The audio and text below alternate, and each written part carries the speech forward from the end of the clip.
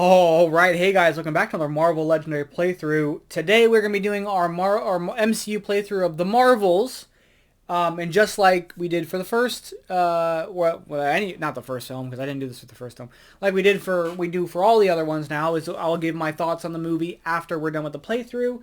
So let's just hop into it here. We don't have a Darben Mastermind, but we do have Ronan, the Accuser, and Darben. It looks like she's got a Cosmic Rod. She looks like an Accuser. So we're going to be using her, Ronan, to be Darben. So he's 6 attack. Each player, so it's Master. Each player discards a card at random. Ronan captures the strike as a Necrocraft ship. Villainous weapon that gets +1 attack. When you gain a Necrocraft ship, it becomes a triggered artifact that says whenever a Master Strike is completed, draw a card. So that's his deal. Then we're going to be doing Steal All the Oxygen on Earth because Darben was taking the resources from multiple planets with after she got the other bangle, the quantum band. She was using that power to create the jump points from Hala to other planets to suck their resources out. So oxygen from that Skrull planet, water from that singing planet, Adelan or something like that. I think that's the name of it. And then the sun from Earth. So this is kind of the theme of that, stealing the oxygen from Earth, or from resources from planets. Setup is going to be 8 twists. The oxygen level starts at 8, and then stack the twist next to the scheme. The oxygen level decreases by 1. Then KO each hero from the HQ whose cost is greater than the oxygen level, and then evil wins when 20 non-gray heroes are KO'd. The villain group we're using is Kree Starforce, is it Kree Starforce? And the henchman group we're using is Shi'ar Patrol Crafts. We're obviously going to be using the Marvels. Captain Marvel, we're using the MCU version. We're using Miss Marvel, and we're using Photon. So let's just hop into it here.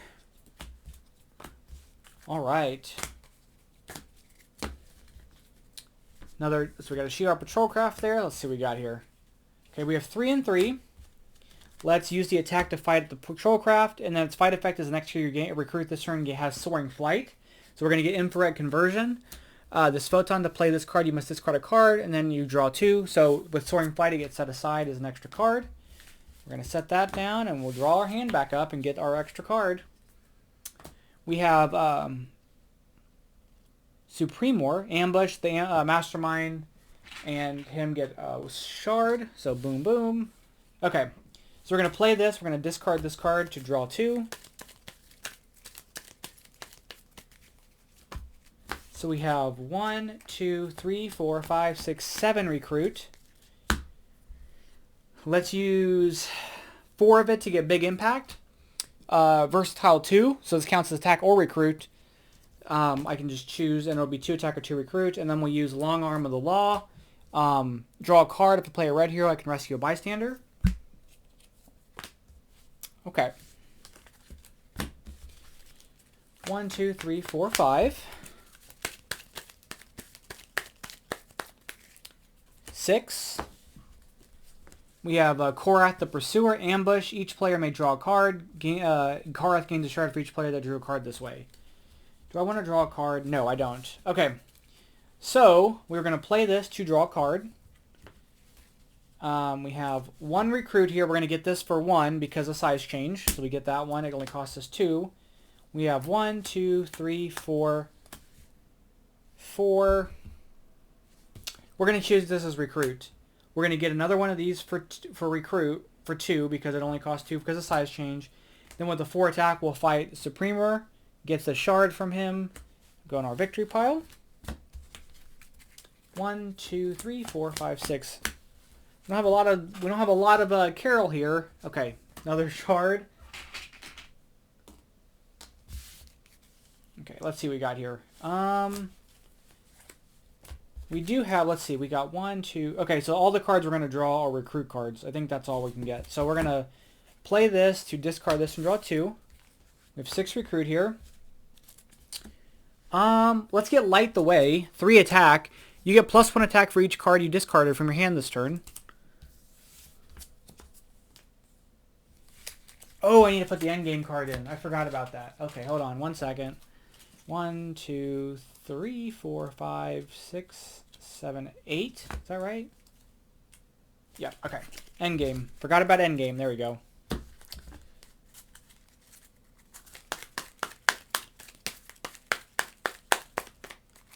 1, 2, 3, 4, 5, 6. All right, Ronan the Accuser, ambush. Each player simultaneously points their finger at another player. Each player who is accused most gains wounds. Well, it's just me. It's just me. Okay, what can we do? Can we clear some stuff out here? So the first thing we're going to do is play this, draw a card. We're going to play this to draw a card and rescue a bystander. We have 2 attack here. We've got 2 recruit. We've got to figure out how we want to spend this.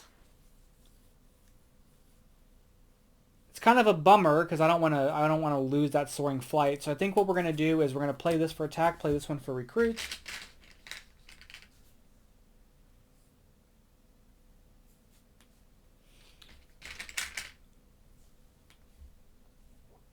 With our 4 recruit, okay, so we're going to fight him. We're going to take this shard. We're going to spend our 4 recruit to get need to stretch my legs. If you play a champion, you may KO a card from your discard pile, and then if you cheering crowds, we get to do it twice, and it only costs us 4 because of size change. This only costs 5. I actually could have got that card. Oh well, we'll be able to get him probably soon, so it all works out. All right, 1, 2, 3, 4, 5, 6. Dr. Minerva, ambush. Each Kree villain in the city gains a shard, including this villain. All right, okay. So we're going to play this. We're going to discard this to draw 2. We're going to get an attack for the 1 card we discarded. All right, so we have 3, 4, 5, 6 attack here.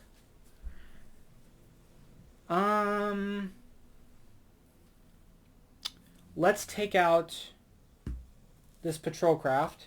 We're going to use our recruit and we'll get infrared conversion with the soaring flight, so we'll get that set aside for us. We have 3 attack left. I only have 2 shards. Part of me feels like I should fight the other patrol craft to kind of ease the city, but I feel like I'm wasting the effect, so we're probably going to let that go.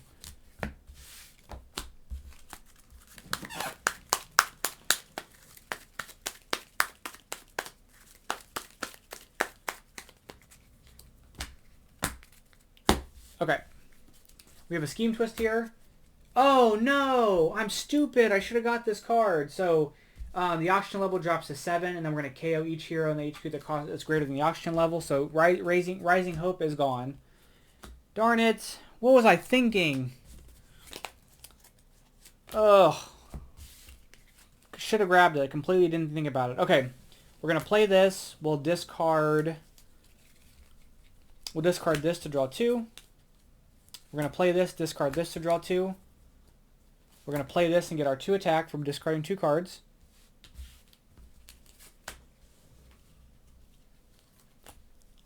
We have 1, 2, 3, 4, 5, 6, 7 attack and 4 recruit.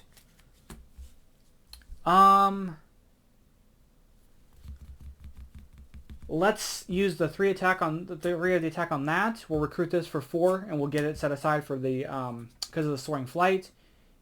And then I have 4 attack left. Let's spend the 2 shards. And we'll go up to 6 attack and fight Dr. Minerva and get a shard back. Darn it, man. I don't know what I was thinking there. I really goofed that up.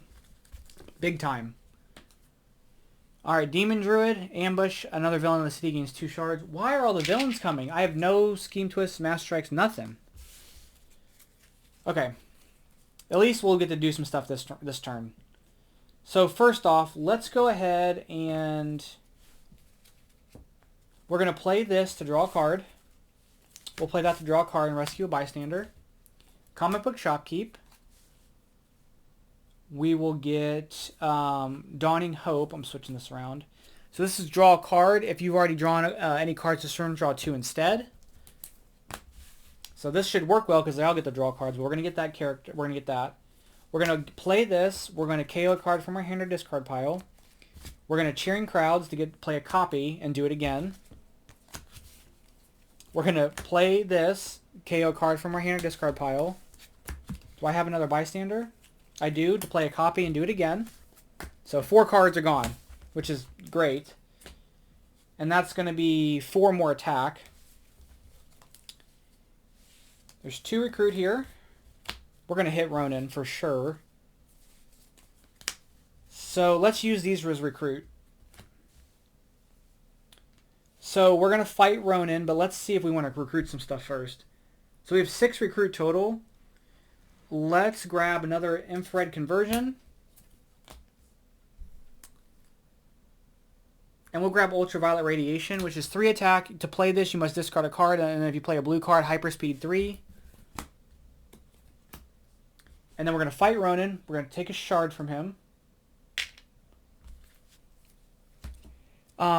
Fight KO one of your heroes. Rescue 2 bystanders. Ronan captures this as a villainous weapon, and then becomes a triggered artifact. When a scheme twist is complete, draw 2 cards. So he'll be 9 now. We're going to get to KO 2 of our cards. And we'll get to rescue a bystander. Oh, no. We KO 1 of our cards and rescue 2 bystanders. So that's going to go there. 1 and 2.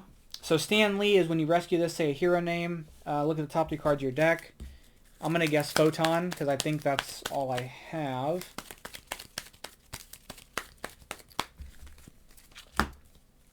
And I don't have that. And then we're going to have Bulldoze Driver. When you rescue this bystander, you can move a villain. Okay, we're not going to do that. Okay, nice. That's going to the bottom. That's going to the bottom. All right. Yeah, okay. 1, 2, 3, 4, 5, 6. We have a scheme twist here. The oxygen level is going to drop to 6 now. So this gets KO'd. Time to end it. The rare is gone. We need to put something on the bottom. Put that on the bottom. I feel bad because I'm not getting the Captain Marvel. Okay, we're gonna play this. We'll discard this to draw 2. We'll do the same thing. We'll discard this to draw 2. We're gonna play this. We're gonna discard this, and then we're gonna hyperspeed 3. So it's gonna be 1, 2, which none of those have attack icons, so we're not gonna get anything for that. 3, so there's 1 attack there.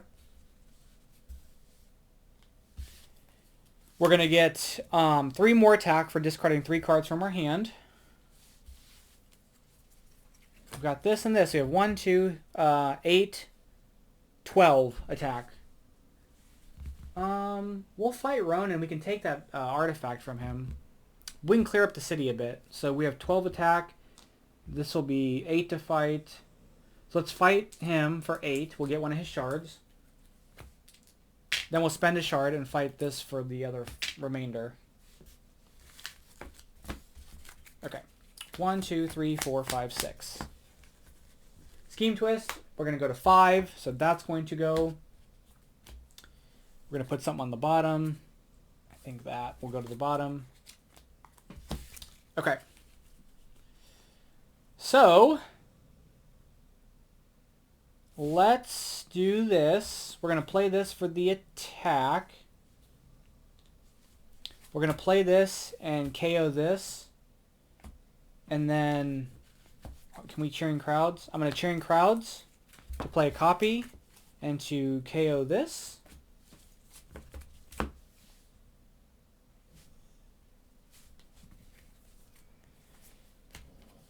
With the recruit, we'll get another big impact because the size changed because we've got 2 recruit here. And then we've got 2, 3,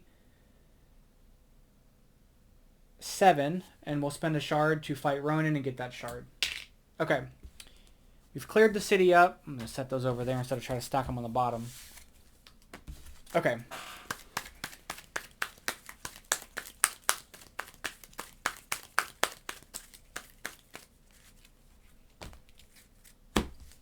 Okie dokie. We have a Master Strike here. So, each player discards a card at random, and then he captures that as a Necro ship. Oh, that's not what I wanted. So he's 10 attack right now. Okay, we're going to play this to discard this to draw 2. We're going to play this since we already drawn cards this turn. We'll draw 2 cards. We'll play this to discard this to draw 2. Ooh, interesting. We're going to play this. We'll discard this, draw 2. Oh, that's what I'd rather get rid of. We're going to play this. We'll discard this, and then we'll hyperspeed 3. 1, 2, and 3. So that's 3 attack. And then we're going to play this. We're going to get 4 additional attack because we discarded 4 cards from our hand. We're going to play this to draw a card and rescue a bystander, which will get 2 recruit for that being empty. Recruit, attack, and I'll use this for recruit. But he's got 5. Total recruit. We're going to get Turning Point, 2 attack. For the rest of this turn, if it's endgame for your hero cards, and if it's already endgame, you get 2 attack. And then we have 7, 10, 13, 14 attack. We'll fight Ronan. We'll get those 2 from him, and look at this. This one is KO one of your heroes, rescue 2 bystanders. You capture this as a villainous weapon, and that's a triggered artifact. Whenever you would gain their first wound, you can KO it. So we're going to get to KO one of our heroes, rescue 2 bystanders, which will be a shield officer and a sidekick. All right. These guys have really good synergy, which I feel like is nice.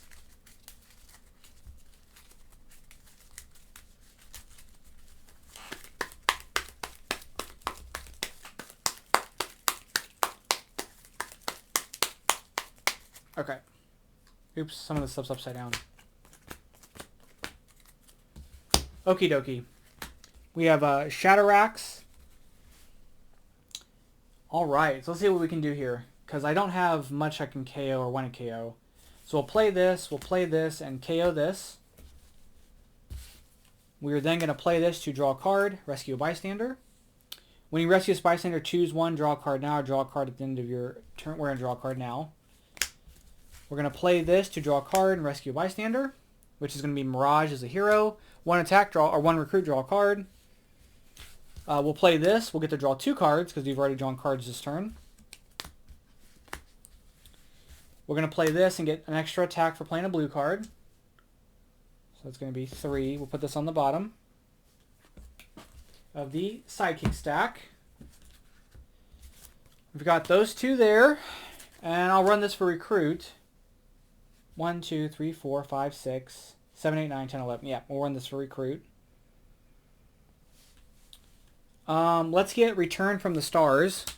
2 recruit. If you play a green hero, you get +2 recruit. If it's endgame, this makes attack instead of recruit.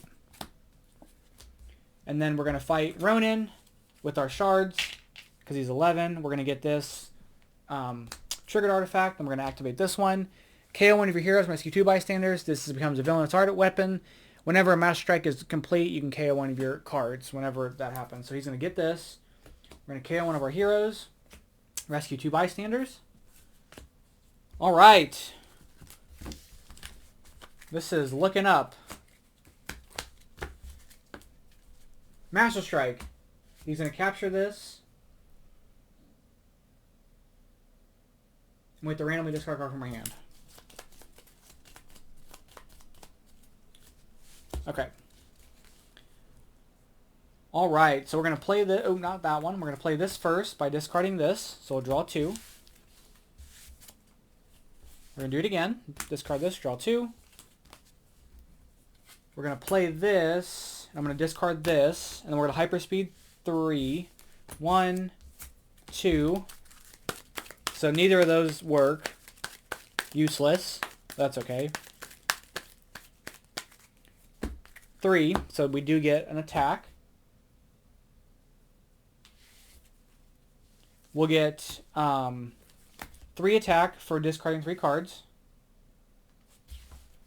And we have 3, 7, 8, 9, 10, 11, 12, 13, 14. And he's enough. We'll kill him. So Ronan's dead. KO one of our heroes, rescue 2 bystanders. Oh, hold on. Let's rescue our 2 bystanders. Howard the Duck. When you rescue this bystander, reveal top 4 cards of the bystander stack. You can rescue one of those among those. Put the rest back on the bottom. I'll just rescue this. Okay. All right. That was pretty quick. So let's count the victory points up, and I'll be right back.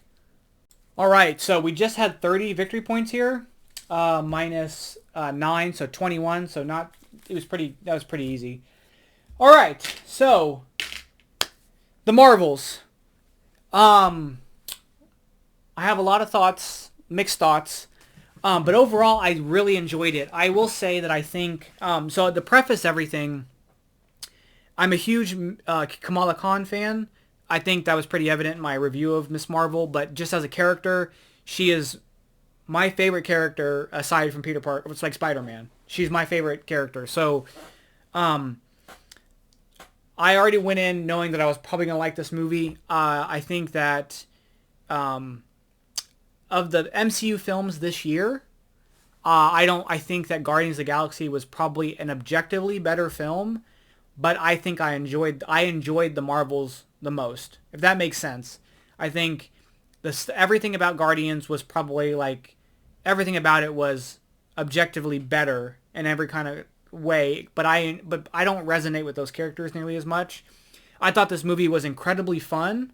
I thought it was very fun to watch Carol Danvers play off of Monica and Kamala. So with that, the movie was just, I just had a really good time, and maybe because it was shorter, it just felt like a fun ride. And there's nothing wrong with that. I thoroughly enjoyed the movie. I think it's a better film than Captain America or Captain Marvel #1 for sure. And this is someone who's excited about Captain Marvel to begin with. I thought that film was okay, it's fine, but I think this was an objectively better film than that one. And it might be my favorite. I think it's my favorite piece of MCU content this year. So that's Ant-Man and the Wasp, that's Secret Invasion, that's Guardians 3, that's Loki, and that's this. And I think of those things, this is the thing that I had. I smiled and had the best time watching. That doesn't mean it's perfect by any means. So I'll go through all the things I thought could have been worked a little bit better, and then I'll get into the stuff that I really enjoyed. And then we'll talk about the post-credit scene and the what I think would have been the post-credit scene, or the mid-credit scene, and then the post-credit scene, but ended up being the end of the movie, the mid-credit scene. So the one thing that my biggest complaint that I think I had was the dynamic of Monica and Carol, because I felt there should have been a little bit more. You get the impression in WandaVision that Carol, she clearly was upset with Carol, and we didn't get to really. I thought that, okay, they're going to be reunited. They obviously have to reconcile. That's part of this story. But it kind of just seemed to be glossed over. And I think there would have been, there's the scene where they put the headpiece on to try to remember memories. And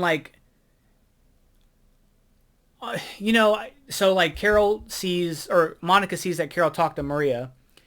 But Kamala's there too, which I think is weird because it's supposed to be an intimate moment between the Rambos and Carol. I mean, I think Monica or Kamala being the heart and being I think she really brings that levity and brings that her innocence and pureness to being a superpowered person. I think helps in a lot of situations, but it's just, I don't know how you would have done it. I'm criticizing it in a way that I don't know how it would have been done, but I wish that kind of got a little bit more time to explore. If there was a scene or something just to kind of, and they sort of address it momentarily with you were supposed to come, I thought you were coming back. I hung on every word of yours, but Carol was out there saving other planets and other civilizations. What she said in Endgame was true. Not every planet has an Avengers, so I understand where she's been, but I wish we got a little bit more time to explore the recovery of that relationship, because then I think the very end would have been, I think it was fairly impactful for sure, but I think it would have been more so had we gotten a little bit more. And I think Monica, like maybe getting like a special presentation of like a Photon special presentation or something to give Monica a little bit more, because we did get her origin, but we got it as a secondary character in WandaVision. And so I just wish we would have had, because Miss Marvel got an entire show. Carol Danvers got a movie and two movies after, or a movie after that. So it would have been just nice to have a little bit more of an attachment to Monica. And so that didn't work nearly as well as I think they were intending to for me. And the other thing too, I think, like Dar-Ben as a villain was fine. I do believe that like her motivations were legitimate. In terms of like, she destroyed our whole civilization. We had the Civil War. And I promised my people all this stuff, and so I'm going to deliver, and I'm going to go to these planets to take these resources, and I'm on board with all that. But I wish I would have seen Carol, like, even if it was like the end of Captain Marvel 1, because she just says, I'm going to go, like, if she flies back to Hala, and we saw at the end of Captain Marvel 1, her destroying the Supreme Intelligence, like, instead of getting in a flashback to Captain Marvel 2, I think that would have been a little more weighty. Because then she's like, you have this lady who's pissed off and you don't know why for like a third of the movie. Like, you kind of do, I guess, but like, you kind of get... It just, I think, having seen that play out, like, too much happens off screen, I guess. Maybe that's my complaint, is that there's a little bit too much happening off screen.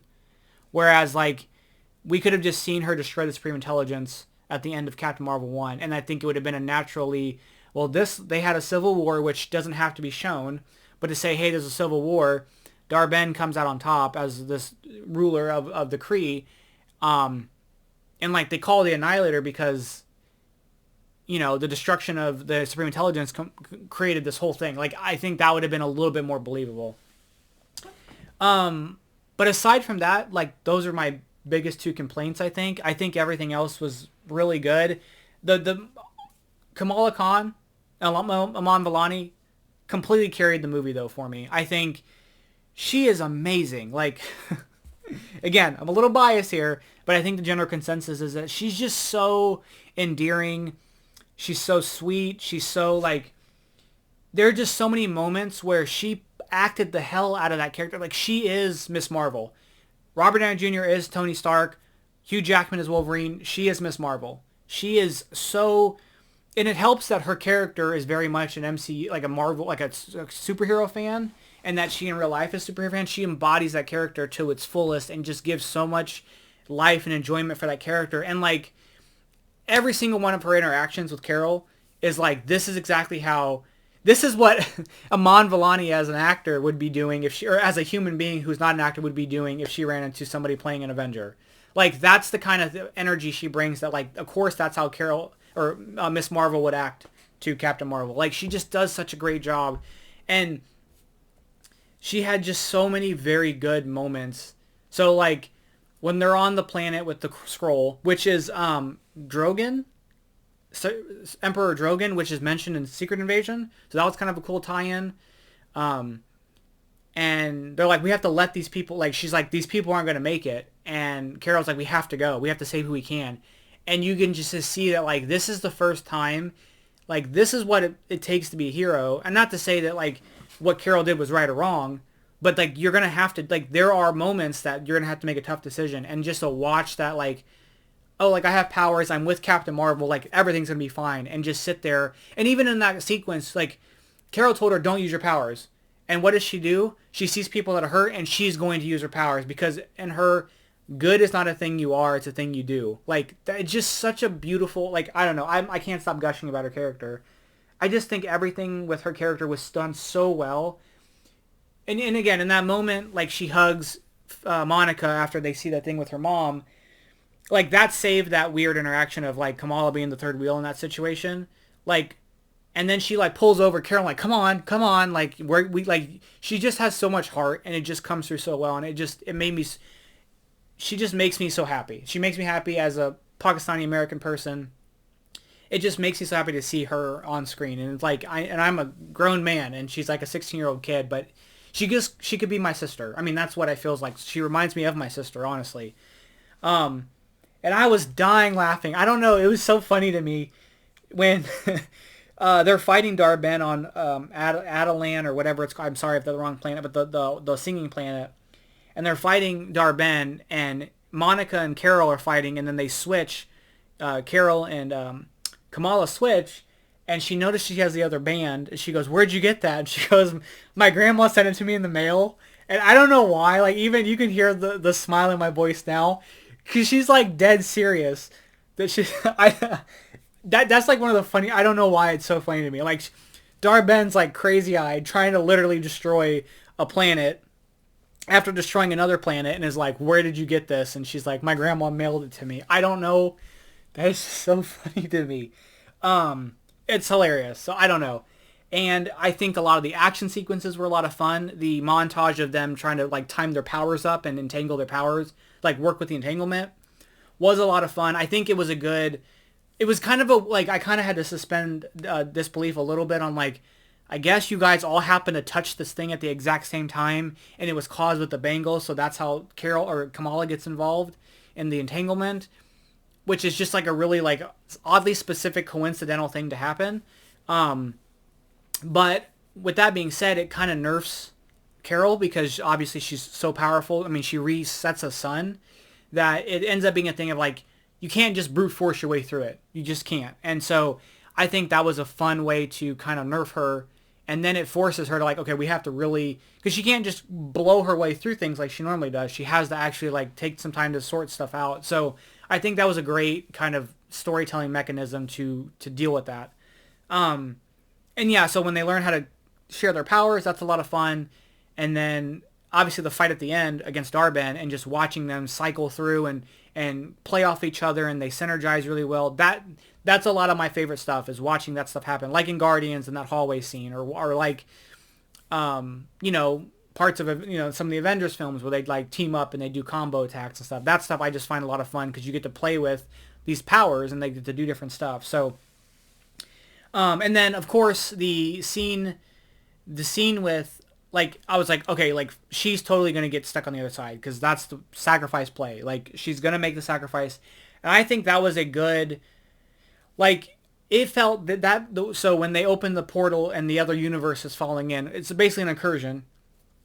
And I think that this did a better job at talking about the multiverse and understanding, like, the impact of the multiverse and all this other stuff than Ant-Man and the Wasp did. And we had the main villain of the multiverse saga there in that film. I think this did a better job at telling that kind of, and it did it in a very subtle way. You had your own story, and I mean, I guess Ant-Man and the Wasp was supposed to be about Kang, so that's kind of a harder thing to do, I guess, to detach. But I think it just kind of naturally made sense. Like, you're messing with space-time. Obviously, the multiverse is expanding and available because of Loki, and so yeah, and for her to fix it, she had to go on the other side, and she sacrificed herself. And I think, Carol can do everything but couldn't save Monica. And I think, I think that worked. I think it worked really well. And I think, especially the end when the Khans are helping Carol move into Monica's old house, and just watching the two with Carol and Kamala in the plane, and just saying, we'll wait. Like, those moments are so good. The other thing I always mention, and I mentioned this in the last week video, that these character moments, like, the good character moments are so good. Just some of them in this film didn't work quite as well for me, but a lot of them, most of them did work, and I think they had really good chemistry. All three of them had really good chemistry together. I think the Khan family was a lot of fun. I liked them a lot from the Miss Marvel show. I thought they were good to be with Nick Fury, and just like what the heck is going on? Like, you have these normal people, and they're like, I'm in space with these cats that are eating people, that have tentacles coming out of their mouth. Like, it's just so, and just even like her brother, like when he was talking to the Saber guy, he's like, how old are you? And he's like 300, and he goes, oh, same age as you. And he points to his dad. It's just like funny crap like that. Like, it does help in an otherwise cosmic story. It grounds it, right? You have these normal people who are like just minding their business, and aliens come into their house and mess their house up, and these superpowered people are like fighting and throwing stuff around. And I really love Kamala's mom so much. So that was such a great, to me, that was very good.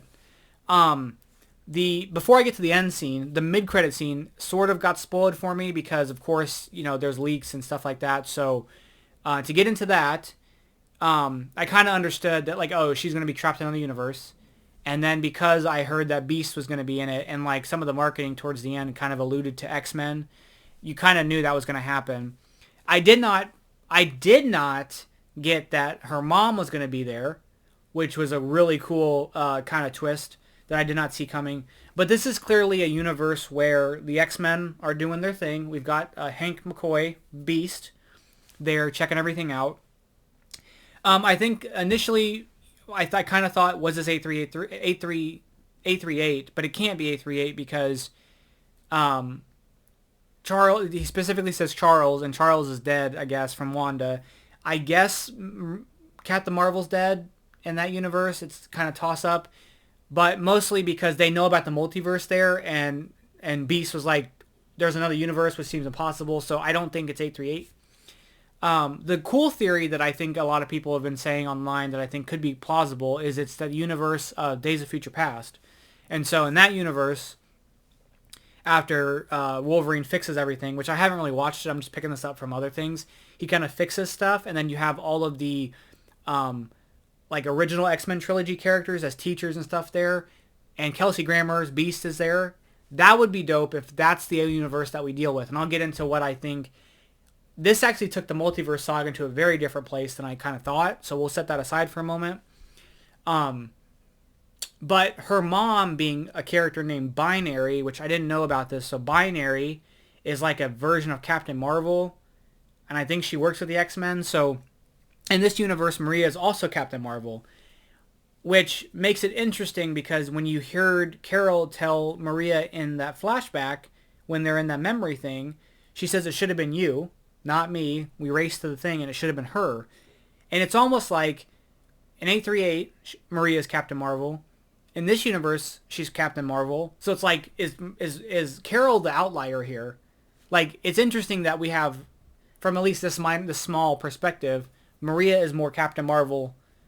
And I know in the comics, she become like Photon can be Captain Marvel. So I know it's they kind of all blend together. But I just thought that was kind of cool, like thing that like, Carol's like the outlier. She's the anomaly. She's the Miles Morales, if you will, of the Captain Marvels in the multiverse. Like, she's the one that... So that'd be kind of an interesting thing if they ever explore that.